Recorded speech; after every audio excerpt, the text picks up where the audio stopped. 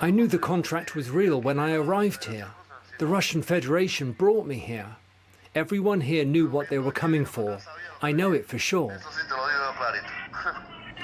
Former bricklayer Enrique Gonzalez is one of many Cubans who say they were recruited by Russia to fight in the war in Ukraine.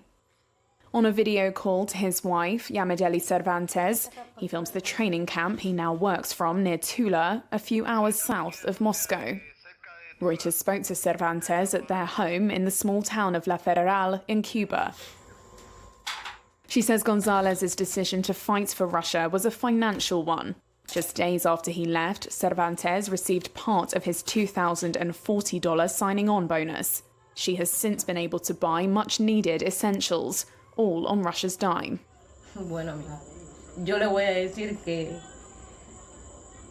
I am going to say that necessity is what is driving this. If we weren't so much in need, I am sure these men wouldn't have gone. So you work and work and work. My husband worked alone without any assistance. He used to say, I work in bricklaying alone because I would rather give you the money that I would give to someone to get help and tell him what to do. He worked very hard. One day he said, I can't bear this anymore. I asked, what happened? He said, no worries, I know what I will do, but I can't bear this anymore.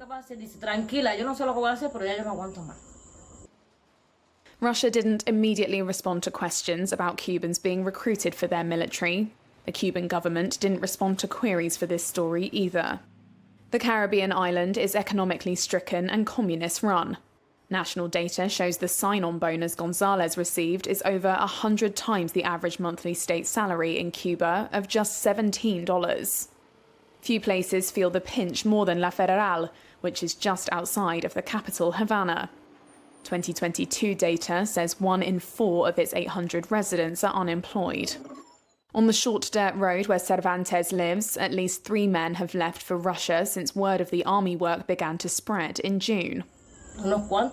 Several were recruited, but you can count on one hand those who are left.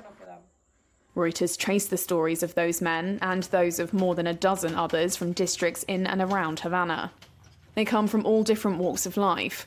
One is a shopkeeper, another a refinery worker. The interviews with many of the men and their loved ones, as well as a trove of WhatsApp messages, travel papers, photos and phone numbers, paint the most detailed picture yet of how Cubans are flocking to back Moscow's war machine.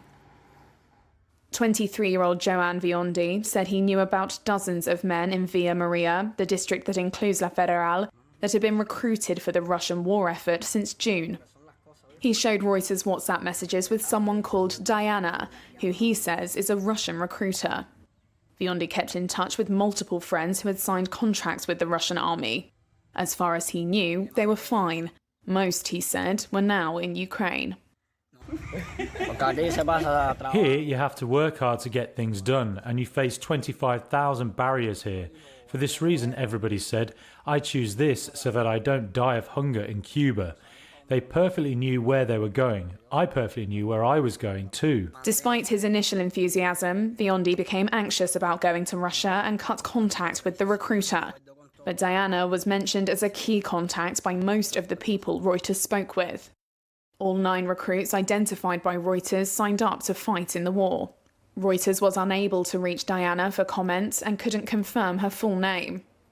News of Cubans ending up in the Russian military emerged in September when the government, a long-standing ally of Russia, said it had arrested 17 people linked to a human trafficking ring that lured Cubans to fight for Moscow. Reuters could not establish the identities of those involved in the alleged trafficking ring or when and whether they were arrested. Cuba has sent mixed messages about its citizens fighting for Russia. In early September, it said it was illegal for its citizens to fight for a foreign army, punishable by life in prison. Days later, though, Cuba's ambassador in Moscow said Havana didn't oppose Cubans who, quote, just wanted to sign a contract and legally take part with the Russian army in this operation. Cuba has since reiterated that citizens were prohibited from fighting as war mercenaries.